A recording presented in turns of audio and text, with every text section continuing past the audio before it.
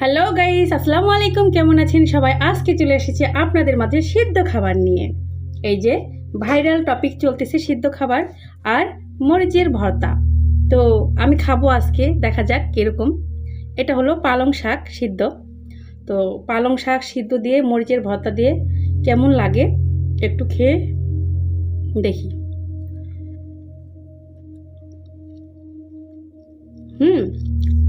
অনেক মজা, অনেক মজা।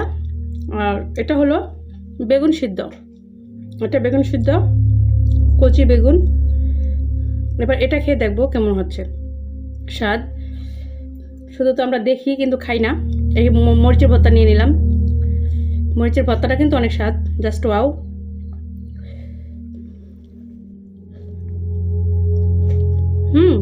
এটাও কিন্তু অনেক স্বাদ। বেগুনের ভর্তা, মরিচের ভর্তা, বেগুনের কচি বেগুন আর মরিচের ভর্তা অনেক ভালো লাগছে। আর এটা সবুজ সবুজ সবজি। এটা অনেক মজা। আর এটা হলো বরবটি, এটা হলো বরবটি।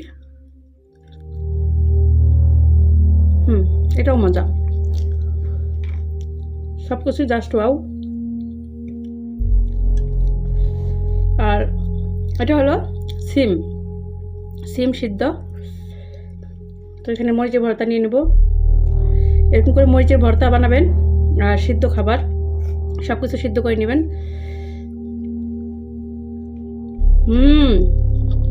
কি যে মজা, সত্যি জাস্ট অসাধারণ। এটা ধনিয়া পাতা।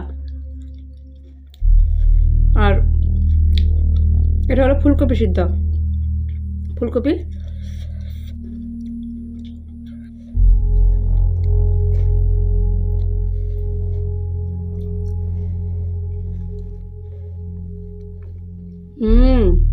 এটাও জাস্ট ওয়াও। এটা আলু সিদ্ধ, আলু সিদ্ধটা আমার এমনিতে পছন্দ। এটা গাজর,